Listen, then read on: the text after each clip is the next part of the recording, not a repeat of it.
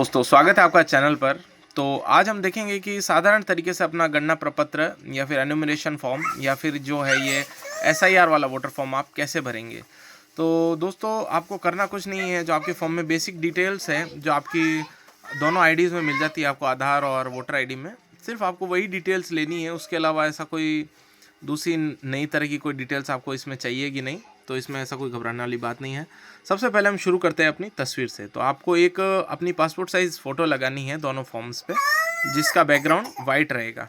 उसके बाद सबसे ऊपर आपका जन्म तिथि, डेट ऑफ बर्थ आएगा, जो कि आएगा पहले तारीख, उसके बाद महीना और उसके बाद साल। ये फॉर्मेट में आएगा आपका, मतलब पहले आपकी जन्म की तारीख आएगी दोनों, उसके बाद आपका महीना आएगा, उसके बाद आपका जो जन्म का वर्ष है वो आ जाएगा।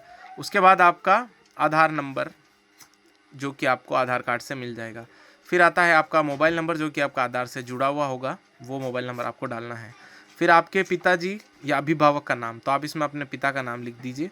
उनके वोटर आईडी का नंबर अगर आपके पास उपलब्ध हो तो आप लिख सकते हैं। माताजी का नाम, माताजी की वोटर आईडी का नंबर।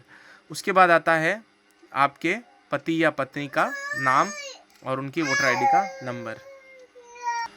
ये सारी डिटेल्स तो आपको जानकारी आपको सभी फॉर्म में एक जैसी ही भरी जाएगी, मतलब जिनका ये फॉर्म है उनसे रिलेटेड ही डिटेल्स यहाँ पे सभी फॉर्म में ये फॉर्म भरा जाएगा।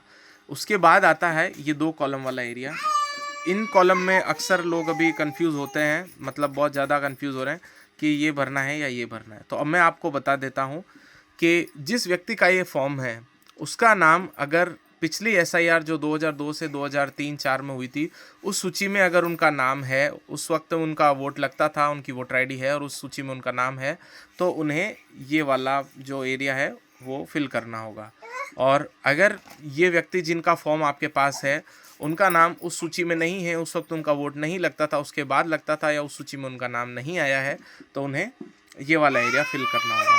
अब इस एरिया में उनको, जिस व्यक्ति का फॉर्म है उनके किसी ऐसे रिश्तेदार यानी कि माता पिता या दादा दादी की डिटेल्स आपको भरनी है, उनकी जानकारी आपको भरनी है जिनका नाम उस लिस्ट में था। उसमें आप 4 लोगों की डिटेल्स डाल सकते हैं, या अपने पिता की, अपनी माता की, अपने दादा की या अपनी दादी जी की।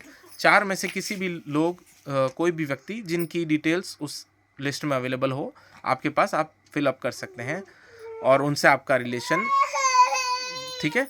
तो यहाँ पर आ जाएगा उनका नाम, जिनके वो रिश्तेदार हैं उनका नाम, जिनका उस लिस्ट में नाम था, उनका वोटर आईडी नंबर अगर उपलब्ध हो तो, उनके किसी रिश्तेदार का नाम, मान लीजिए इनके रिश्तेदार हैं ये और इनके रिश्तेदार इनके पिताजी होंगे, तो उनके पिताजी का नाम आएगा जिनका नाम यहाँ पर आ रहा है। उसके बाद उनका उनसे संबंध कि वो उनके पिता हैं। फिर आ जाएगा उनका ज़िला, फिर आ जाएगा उनका राज्य, फिर आ जाएगा उनका विधानसभा क्षेत्र, जो कि आपको उस लिस्ट में मिल जाएगा जिस लिस्ट में आपको उनका नाम मिला है, वहाँ पर ऊपर मेंशन होता है। फिर उनके निर्वाचन क्षेत्र की संख्या, जो कि इस विधानसभा की निर्वाचन क्षेत्र की संख्या होगी, उसकी भाग संख्या, और उनका नाम जिस लाइन में है उस लाइन के सबसे पहले क्रम संख्या होगी उनकी, वो मिल जाएगी आपको। तो वो डिटेल्स आपको 2002-3 वाली जो लिस्ट है उसके अंदर मिल जाएगी, जो कि आप इलेक्शन कमीशन मतलब की साइट से डाउनलोड कर सकते हैं।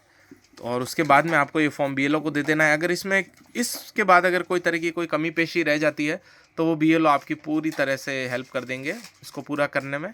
तो आपको इसमें घबराने वाली ऐसी कोई बात है नहीं, आप इस तरीके से फॉर्म भर के दे सकते हैं।